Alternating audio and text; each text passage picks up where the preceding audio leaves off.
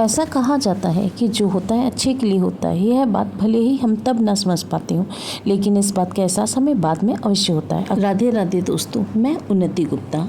ईश्वर से भरोसा उठने लगी तो अवश्य सुने ये कहानी।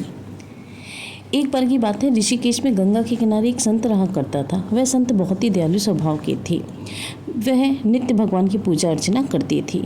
उनके बहुत सारी शिष्य थे जो कि शिक्षा ग्रहण करते थे उनसे। वह संत जन्म से अंधे थे, लेकिन उनका एक ही नियम था। वह प्रतिदिन ढल जाने के बाद पहाड़ों के सैर के लिए जाया करते थे। जब भी वह भ्रमण के लिए जाते तो हरि का कीर्तन करते हुए जाते और इसी प्रकार वहाँ से रोज़ लौट आते। अपने गुरु को प्रतिदिन ऐसा करते देखकर उनके शिष्य असमंजस में पड़ जाते कि वे अंधे होने के बावजूद भी ऐसा कैसे कर लेते हैं।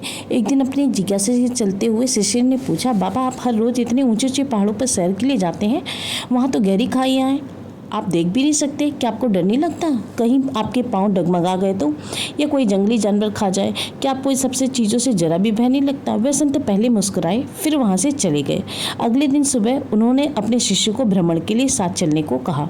पहाड़ों पर चढ़ते समय बाबा ने शिष्य से कहा कि यदि कोई गहरी खाई हो तो उन्हें बता दे। ऐसे ही वह दोनों चलते रहे और जैसे ही गहरी खाई आई, शिष्य ने बाबा को इस बारे में बताया और कहा, बाबा गहरी खाई आ गई। यह सुनकर बाबा ने शिष्य से कहा, अब तो मुझे इस खाई में धक्का दे दो।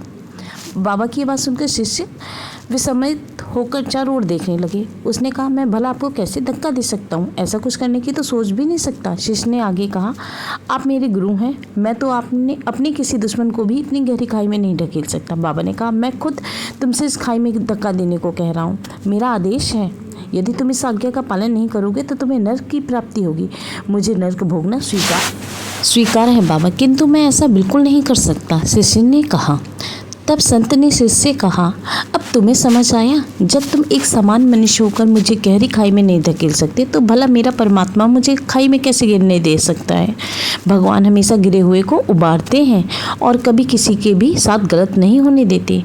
यह सुनकर शिष्य ने अपने गुरु को प्रणाम किया और इस सीख के लिए धन्यवाद दिया।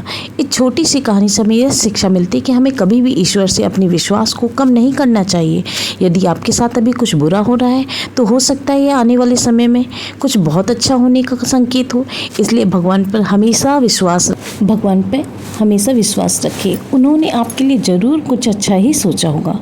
यदि आपको मेरी कहानी अच्छी लगे तो प्लीज़ सब्सक्राइब कर दें। राधे राधे।